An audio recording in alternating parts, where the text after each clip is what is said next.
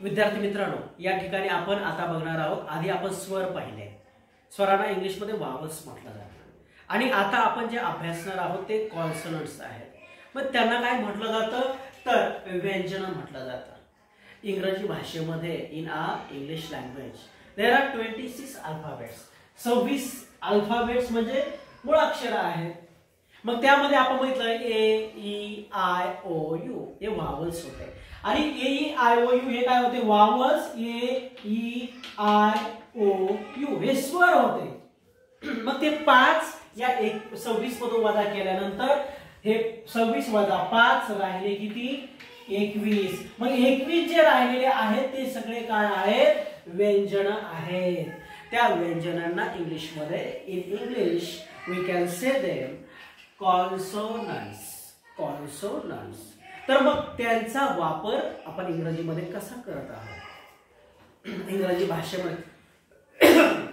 इंग्रजीमध्ये आपण त्यांचा वापर कसा करायचा आहे. How we have to use while speaking, while reading, while writing in English. Now आता आपण काय करणार आहोत. Now we are going to see them. We are going to study about them in detail. Now what is that. प. आता या ठिकाणी आपण लिहिलं प. तर प आहे परंतु त्याची टंगड तोडलेलं म्हटलं जातं. टंगड तोडणं म्हणजे नक्की काय करणं तर विद्यार्थी मित्रांनो हे जे प आहे आपण असं प लिहितो पण या प मध्ये काय असतं हे प अर्ध असतं आणि त्याला अ जोडलेलं असतं. मग या दोघांचं मिळून काय तयार होतं हे पूर्ण प तयार होतं. हे पूर्ण आहे कारण की त्याच्यामध्ये अ चा आपण स्वर जोडून अ हा स्वर ऍड करून त्याच्यामध्ये प पूर्ण लिहिलेला आहे. हे पूर्ण आहे. त्याचा उच्चार करत असताना प असा भागस्थ करायचा प प. परंतु याचा उच्चार करत असताना ते अपंग आहे, अर्ध आहे, ते परिपूर्ण नाही.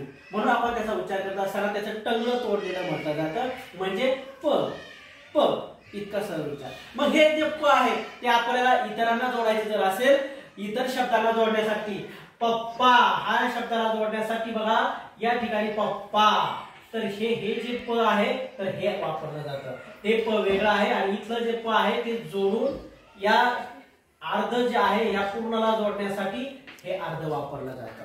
अशा पद्धतीने त्याचा वापर आहे. मग विद्यार्थी मित्रांनो आता आपण डिटेल मध्ये पाहणार आहोत. प ब या प्रत्येकाचं बघा टंगड तोडलेलं आहे. या ठिकाणी तुम्ही बघा प्रत्येकाचं काय केलेलं टंगड तोडलेलं आहे. म्हणजे ते काय आहे अ हा स्वर त्याच्यामध्ये नाही. अ हा स्वर त्याच्यामध्ये नाहीये किंवा इतर कुठलाही स्वर नाही. मग बघा प पेन. आता प वरून काय होतं पेन. या ठिकाणी बघा पेन. ब बॅट बॅट. ट टी टी. देन ड डॉग याला जोडलेलं आहे. इथं बघा अर्ध आहे. इथं ऑला जोडलेला आहे. बघा बघा काय आहे हे ड असा अर्ध आहे परंतु ऑला जोडलेला आहे म्हणून त्याचा उच्चार काय झाला डॉ झाला.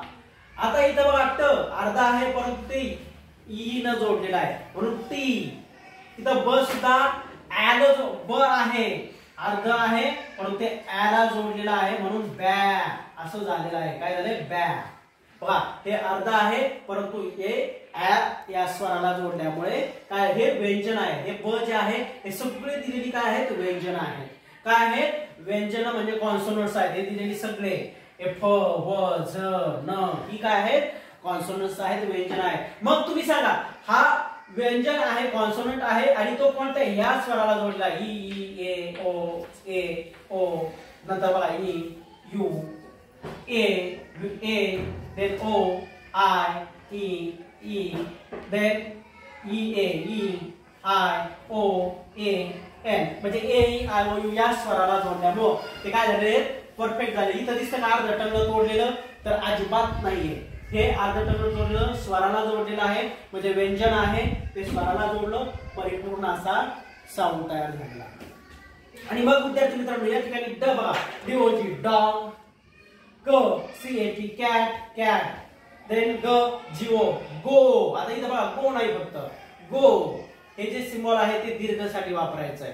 दीर्घ उच्चार करण्यासाठी गो आणि फक्त एवढंच असं तर गो गो. त्याच्यानंतर बघा च चिक चिक.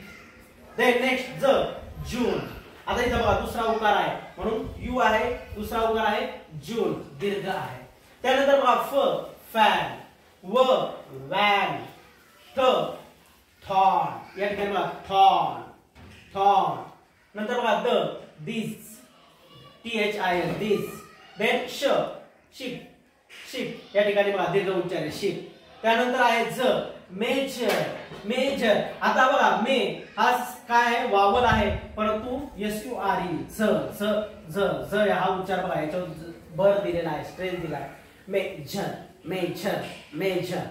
देन नेक्स्ट स सिट स SE स सिट. देन झ झिप, ह हाऊस हाऊस, म मॅन.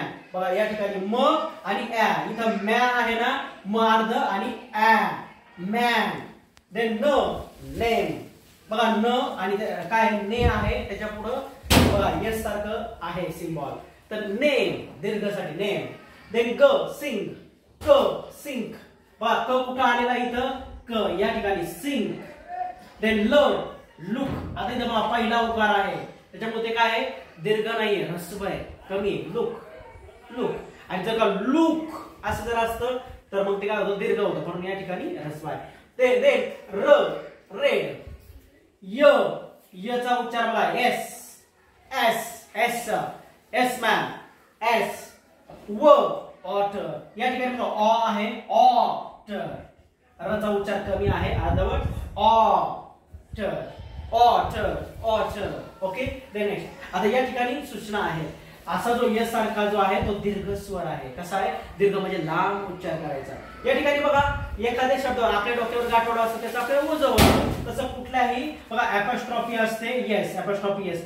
शब्दावरील आघात कशा पद्धतीचा आहे बघा, हे वापरायला हे जे चिन्ह आहे शब्दावरील आघात असं चिन्ह जर असेल कुठल्या शब्दाच्या तर शब्दावर आघात दिलेला असतो, हे आपण लक्षात घ्यायचंय. तर विद्यार्थी मित्रांनो अशा प्रकारे so students in this way we learn about